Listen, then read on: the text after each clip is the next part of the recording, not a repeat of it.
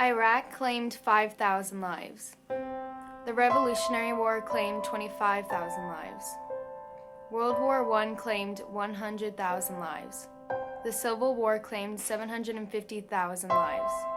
The Holocaust claimed 6 million lives. Since abortion was legalized in 1973, there have been over 50 million abortions in the U.S. alone, making the United States abortion rate among the highest of developed countries.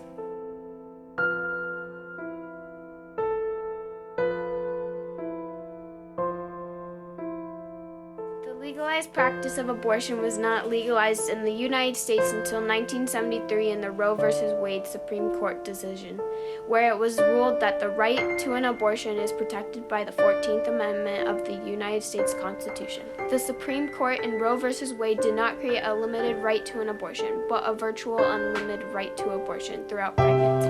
And the most important part of the ruling to understand is the new law it established. The court ruled that abortion must be permitted for any reason a woman chooses until the child becomes viable. After viability, an abortion must still be permitted if an abortion doctor deems the abortion necessary to protect a woman's health. Abortion is unlike any other issue today.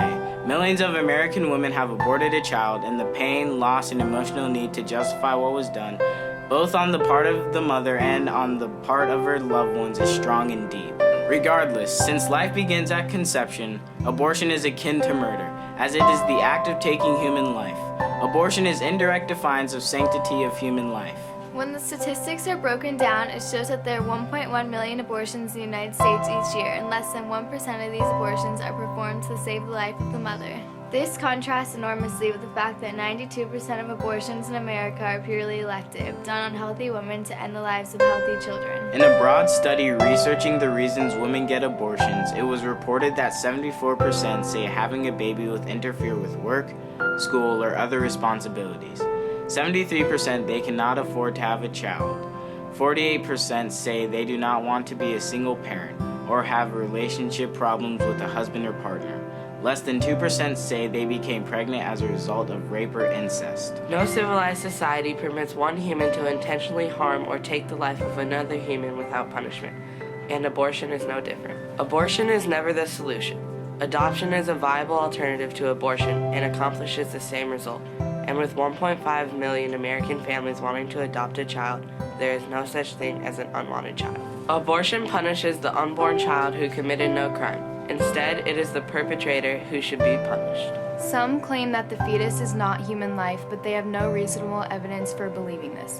Regardless if there is any uncertainty about when human life begins, the benefit of the doubt should go to preserving life. It is a scientific fact that life begins at conception. However, if one personally has even a shred of uncertainty about when life begins, then they are still morally obligated to err on the side of life and not have an abortion. Why? Because to make a mistake about the exact time when life begins is to kill an innocent human being.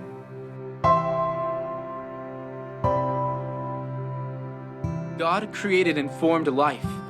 If anyone has a say on whether or not life is valuable, should it not be the one who formed us? Life is valuable and precious. Murdering a baby for the sake of convenience is to deface the sanctity of human life. This suffering doesn't have to continue. In America, we have been blessed with a republic that allows its citizens to partake in its government. We have a say. We can make a change. Pray for this nation and pray for its people. This genocidal agony will not end until the hearts of the nation's people does, politicians and citizens alike.